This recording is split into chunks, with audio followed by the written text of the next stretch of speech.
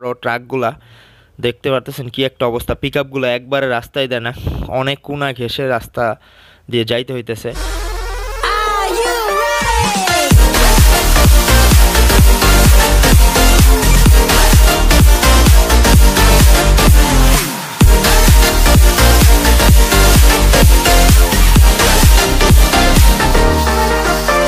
Hello guys, welcome to my another new blog. আশা করি সবাই ভালো আছেন।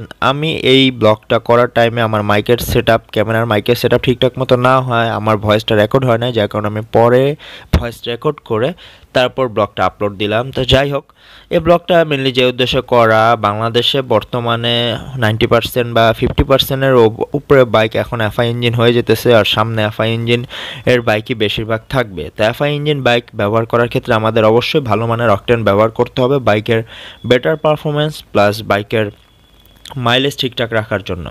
বাট ঢাকা শহরে ভালো মানের অকটেন পাওয়া এতটা ইজি না। সব পাম্পে বেশিরভাগ চুরি, বাটপারি আর ময়লা থাকে আপনার অকটেনগুলোতে, যেটার কারণে ইঞ্জিনে অনেক সমস্যা হয়।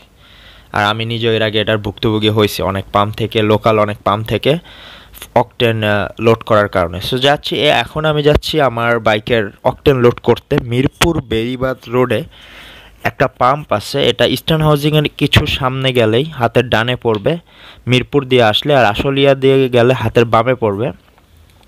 আশুলিয়া দিয়ে আসতে হাতের, মিরপুরের দিকে আসতে হাতের বামে পড়বে এই পাম্পটা।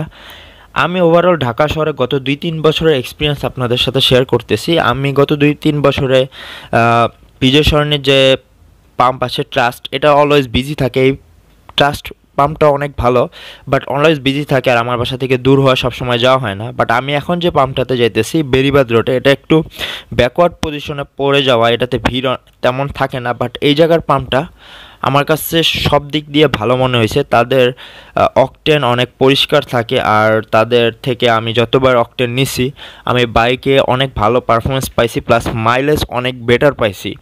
সো আমি এখন এখান থেকে 1020 টাকার অকটেন নিব। আর আমি সবসময় খুচরা অকটেন খুচরাভাবে নিই, 1020, 1030 বা 520, 530।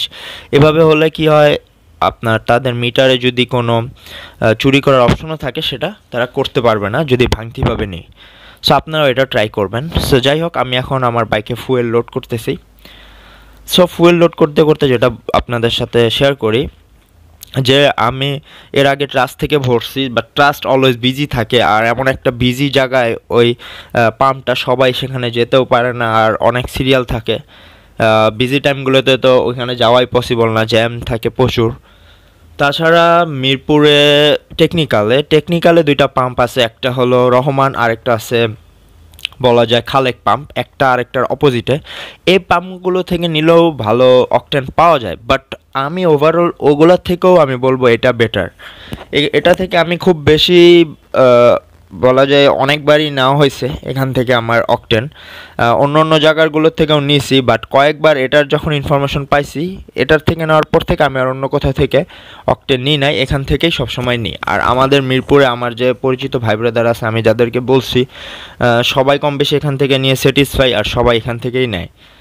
সো এখান থেকে আপনারা চাইলেও ট্রাই করতে পারেন। আর ব্লগটা করার উদ্দেশ্য আরেকটা হলো, আপনাদেরও যদি ঢাকা শহরে কোথাও কোনো পরিচিত থাকে যেখান থেকে আপনি ফুয়েল লোড করে বেটার পারফরমেন্স পাইছেন, বেটার বাইকের সার্ভিস পাইছেন, এটা আপনি কিন্তু আমাকে কমেন্টের মাধ্যমে জানিয়ে দিতে পারেন, যার কারণে এই ভিডিওটা যে দেখবে আমি সহ আরও অনেক মানুষও উপকৃত হবে। কারণ ঢাকা শহরে আমাদের ভালো মানের অকটেন কিন্তু খোঁজাটা আমাদের আস্তে আস্তে ম্যান্ডেটরি হয়ে যাচ্ছে, কারণ এখন আমাদের ভালো মানের অকটেন সব জায়গায় পাওয়া যায় না।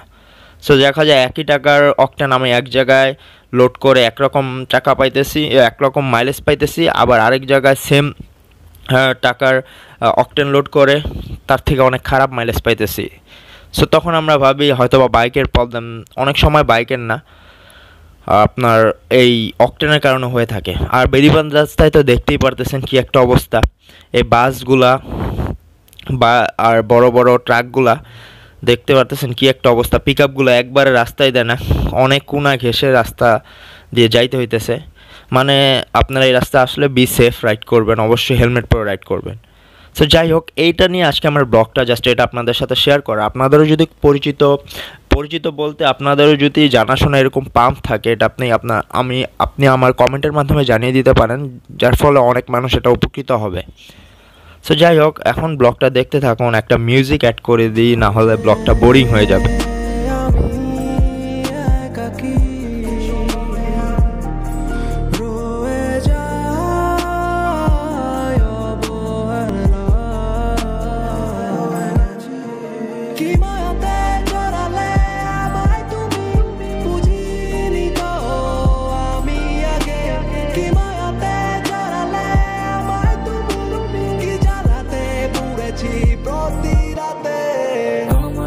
শরীরে তোমার দেওয়া সেই ক্ষতরে, তুমি থাকো তোমার মতরে এই অহংকারী শহরে। আমি চাই তোমার হাসি, আমার চেয়ে পাবজিটা তোমার বেশি, তোমার জাস্ট ফ্রেন্ডের হাসি, ভালোবাসো 12 মাসি।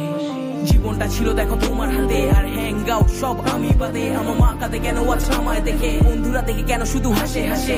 রক্ততে মিশে গিয়ে তুমি কই, ভাঙচুর হয়ে গেল তুমি কই, যন্ত্রণা ভুলে থাকা আমি নই। এই খেলা শেষ, আজ তুমি জয়।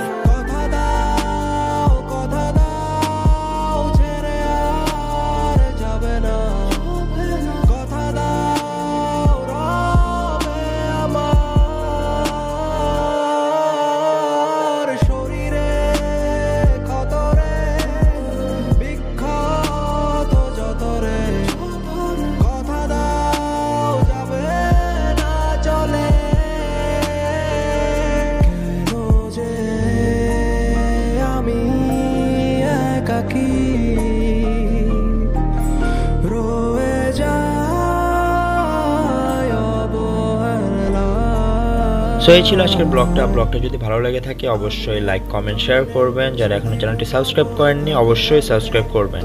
দেখা হবে নেক্সট ভিডিও বা ব্লগে। সবাই সুস্থ থাকবেন, ভালো থাকবেন, take care yourself, tata, bye by.